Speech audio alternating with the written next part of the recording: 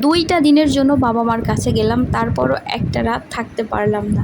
আসলে বিয়ে হয়ে গেলে আমাদের হাতে আর কিছু থাকে না, বাবা মার হাতেও কিছু থাকে না। তো কেন গেলাম এত গরমের মধ্যে সেটা আপনাদের সাথে শেয়ার করছি। আসসালামু আলাইকুম, কী অবস্থা, কেমন আছেন সবাই? আশা করছি সবাই ভালো আছেন, সুস্থ আছেন। তো অনেক বলার পর হৃদয় আমাকে শুধুমাত্র রেখেই সে চলে আসছে, দেখতে পাচ্ছেন। তো রেডি হয়ে গেলাম, আর রাস্তার মধ্যেই দেখলাম একজন তাল বিক্রি করছে, তো সেখান থেকে একটু তালও নিয়ে নিলাম, কারণ তাল আমার অনেক পছন্দ।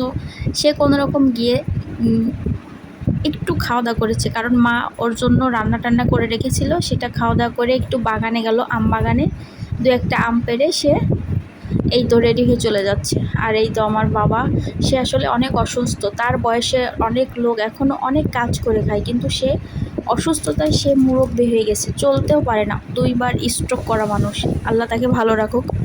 তো পরের দিনই এই তো আমাদের 2টা বাগান, অনেক আম বাগান। তো এবার আম খুবই কম ধরেছে, তো যাই ধরেছে সেটা পাড়ার মানুষও নাই, খাওয়ার মানুষও নাই বলতে গেলে। তো আমি গিয়েছিলাম এই জন্যই, কাছে একজনকে উঠায়ে আমগুলো পেড়ে নিচ্ছিলাম আর কি। দেখতে পাচ্ছেন পাকা পাকা আম, এগুলো কিন্তু ছোট আঁটির আম। এবার খুবই কম আম ধরেছে, ল্যাংড়া যে আমগুলো আছে, হিমসাগর, তারপরে আরও কিছু কিছু আম আছে, সেগুলো এবার ধরেইনি, খুবই কম। তো আম পেড়ে নিয়েছি।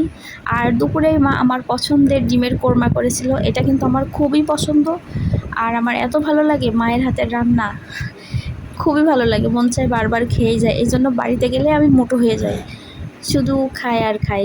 তো এটা দিয়ে তৃপ্তি সহকারে ভাত খেয়েছি, অনেক মজা করে।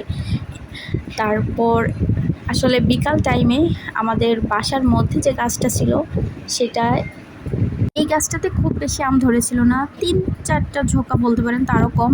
তো এই আমটা কিন্তু খুবই মজা, এটা বেশ বড় বড় হয়। এই আমটার নাম মনে নাই, কিন্তু খুবই মজার আম। আর তারপরেই সন্ধ্যার আগে ভাবলাম একটু বাগানের দিকে যাই, আর পাশেই মাঠ, তো সেখানে ঠান্ডা হাওয়া খেলাম। আর সন্ধ্যায় মা আমাকে চন্দ্রপুলি পিঠা, আমাদের এদিকে কিন্তু এটাকে কাটা পাকানো বলে, পিঠাটা বানিয়ে দিল, খুবই মজা লাগছিল। মায়ের হাতের প্রত্যেকটা জিনিসই এত ভালো লাগে, কি করে বোঝাবো।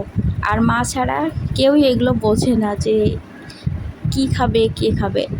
আর পরের দিনই ভাবছিলাম যে ছোট আম বাগানের দিকে, ল্যাংড়া গাছে কয়েকটা আম, 4-5টা আম দেখেছিলাম। তো আমাদের জিহাদ আছে, ওকে গাছে উঠাইছিলাম যে আমাকে 4টা ল্যাংড়া আছে পেড়ে দিবি। তো 4টা আম পাড়তে পারতে প্রায় 4-5 কেজি আম হয়ে গেছে ওই গাছটাতে। দেখবেন মাশাল্লাহ, ল্যাংড়া আম কিন্তু খুবই মজার, অনেক ভালো লাগে, অনেক ভালো লাগে। এই তো দেখতেই পারছেন যে 4টে আম পাড়তে গিয়ে 4-5 কেজি আম পেড়ে ফেলেছি। এখন গাছে উঠে পড়ল। আসলে কিন্তু এই গাছটা আমার, আর এবার বৃষ্টির কারণে আম একদমই বড় হয়নি, অনেক বড় হয় কিন্তু একদমই ছোট ছোট হয়েছে। এই যে কিভাবে গাছে উঠে পড়লো দেখেন।